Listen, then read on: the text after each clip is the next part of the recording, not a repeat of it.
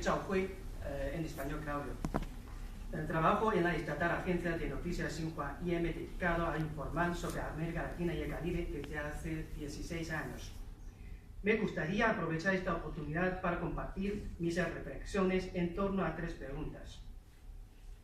¿Por qué necesitamos la cooperación mediática Sur-Sur? ¿Cuáles son sus puntos débiles? ¿Cómo podemos fortalecerla? Dentro de la cooperación Sur-Sur, la mediática ocupa un lugar cada vez más importante, principalmente debido al ascenso económico de los países emergentes y la transformación del panorama económico y político internacional.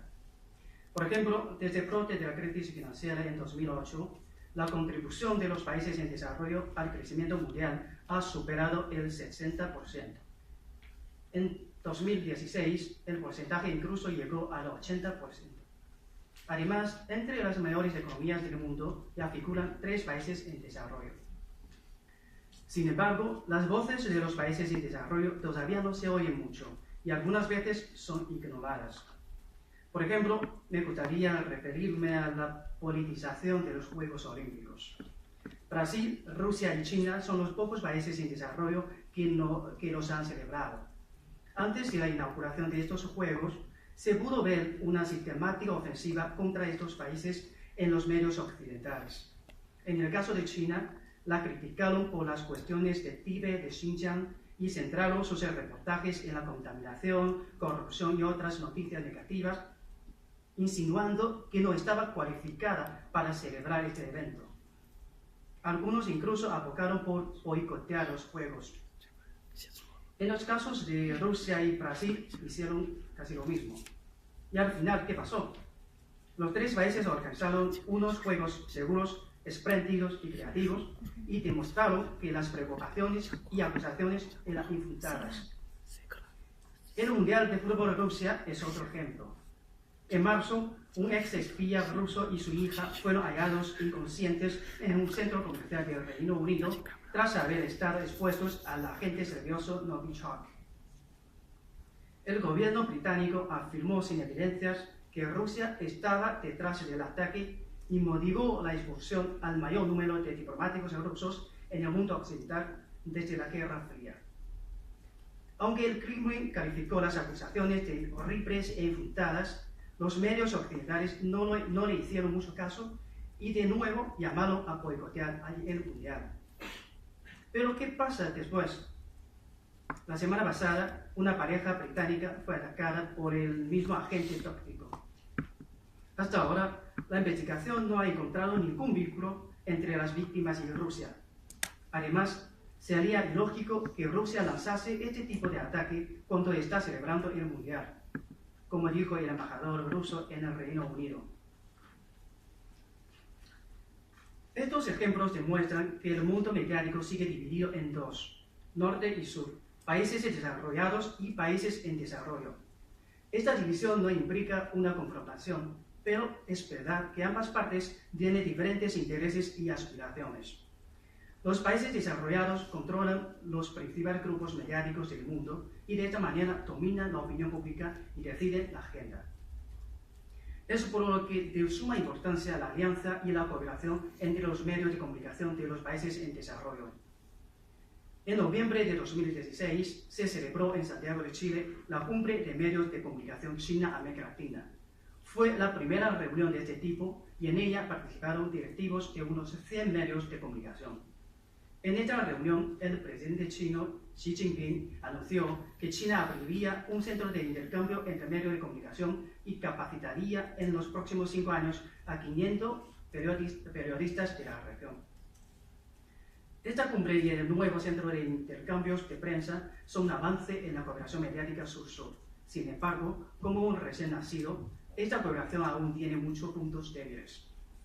Primero, la cobertura mediática insuficiente. Para los chinos, la prensa local es la principal fuente de las informaciones sobre América Latina y Caribe, lo mismo que para los latinoamericanos. Sin embargo, la cobertura mediática es insuficiente y no encaja con la importancia de las relaciones comerciales bilaterales. Segundo, hay pocas corresponsalías de los medios de América Latina en China. Esto significa que los medios latinoamericanos no pueden tener información de primera mano y son dependientes de las principales agencias de noticias internacionales. En muchos casos, estas agencias se reportan con prejuicios sobre los países en desarrollo. Tercero, la capacidad limitada de los corresponsales. Para los lectores, los corresponsales son importantes narradores sobre lo que acontece en otros países. Si conocen bien el país y reportan con imparcialidad, los lectores tendrán una información correcta. Pero, lamentablemente, la mayoría de los corresponsales no son grandes conocedores de China o de América Latina y Caribe. 4. Los reportajes selectivos. Se reportan más noticias negativas que positivas. En muchos casos, las noticias negativas sí existen, pero no reflejan la realidad. Leyendo tantas noticias negativas de un país, los lectores podrían poco a poco forjarse un prejuicio personal. Entonces, ¿qué pueden hacer los medios de China y de América Latina y Caribe para que sus voces se oigan? A mi juicio, la cooperación mediática sur-sur se debe desarrollar en 3 niveles. Primero, a nivel de Estado.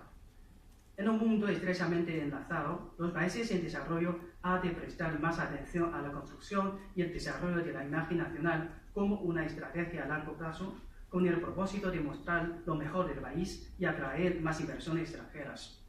En este sentido, es muy importante lograr un consenso a nivel de Estados sobre la necesidad de equilibrar las noticias positivas con las negativas.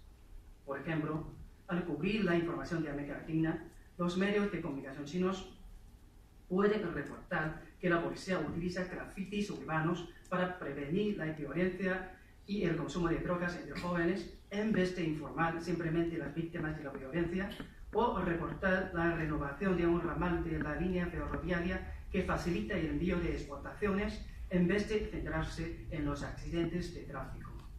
Así, con más noticias positivas, se puede formar una imagen de América Latina más real y más completa. Segundo, a nivel corporativo. Los vínculos indirectos entre los medios de China y América Latina han aumentado mucho en los últimos años, pero lamentablemente la mayoría son muy genéricos y poco concretos. Sería muy importante formar un mecanismo de intercambio de uno a uno en vez de muchos a muchos. Por ejemplo, las visitas de delegaciones de prensa y los cursos de capacitación son fundamentales para la cooperación a posterior, pero sería más efectivo organizarlos entre los medios. Por ejemplo, Xinhua y Notimex de México o Prensa Andina de Perú. Así se puede concretar la colaboración, incluso explorar el servicio bajo demanda o personalizados. Tercero, a nivel individual. Por ejemplo, los medios de comunicación de América Latina y Caribe pueden enviar más corresponsales a China. Estar aquí es esencial. Hablar bien el mandarín y conocer bien la sociedad china es otra exigencia. Esto también vale para los medios chinos. Mi recomendación es establecer un mecanismo de capacitación cruzada a través del cual los corresponsales de ambas partes mejoren el manejo de idiomas, intercambien las experiencias laborales e incrementen los conocimientos mutuos. En el resumen, la cooperación mediática sur-sur no es utópica en el sentido de una ilusión, tampoco es algo platónico, sino basado en lo real. Pero se necesitan esfuerzos aunados de los países en desarrollo. La meta es sencilla.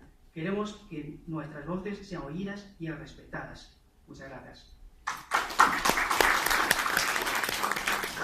Muchísimas gracias, Xiaohui, Claudio. Somos amigos de mucho tiempo y él es una persona que se ha vinculado con el tema Latinoamérica por muchos años.